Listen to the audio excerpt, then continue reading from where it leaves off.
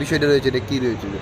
দেখুন, 2022 সালে আমরা যখন এসএসসি পরীক্ষা দিয়েছিলাম তখন হাইকোর্টে একটা পোস্ট কেস হয়েছিল, রিজার্ভেশন নিয়েছে। তো ওই টাইমে ওই মাসে মানে ওই ইয়ারে ডিসেম্বর মাসে জাজমেন্ট দিয়ে দিয়েছিল হাইকোর্টে, বাট তারপরে গভর্নমেন্ট তার সুপ্রিম কোর্টে গিয়েছে। আমরা দেখতে পেলাম পরে রিজার্ভেশন নিয়েই।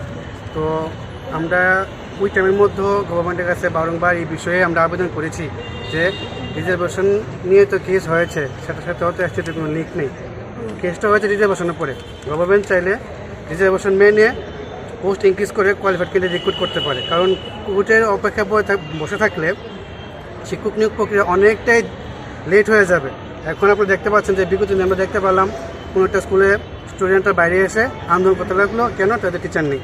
যদি কোর্টের অপেক্ষা বসে থাকে সবাই, তাহলে তো কোর্টের আপনার টিচার নিয়োগ প্রক্রিয়া অনেকটাই লেট হয়ে যাবে। তো আমরা চাচ্ছি যাতে শিক্ষক নিয়োগ প্রক্রিয়া খুব দ্রুততার সহতে সমাধান করা হয়, বিশেষ করে নবম ও দশম শ্রেণীর মাধ্যমিক স্তরের শিক্ষাক্ষেত্রে। কারণ বিগত সময় আমরা দেখতে পেলাম যে শিক্ষক নিয়োগ খুব কম হয়েছে মাধ্যমিক স্তরের ক্ষেত্রে। সেক্ষেত্রে টেট 1 টেট 2 হয়, সেভাবে কিন্তু মাধ্যমিক স্তরে হয়নি।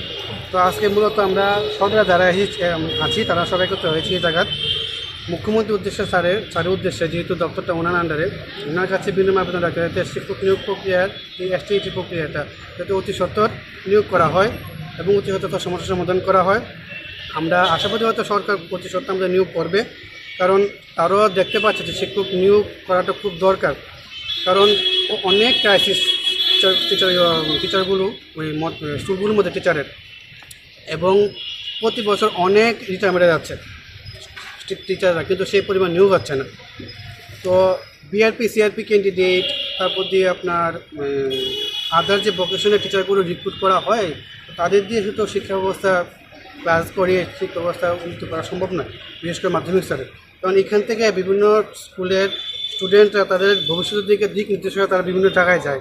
তো সেই জায়গায় যদি কমতি থেকে থাকে তাহলে হয়তো পরবর্তী সময়ে শিক্ষা ব্যবস্থা অনেকটাই ক্ষতিগ্রস্ত হতে পারে।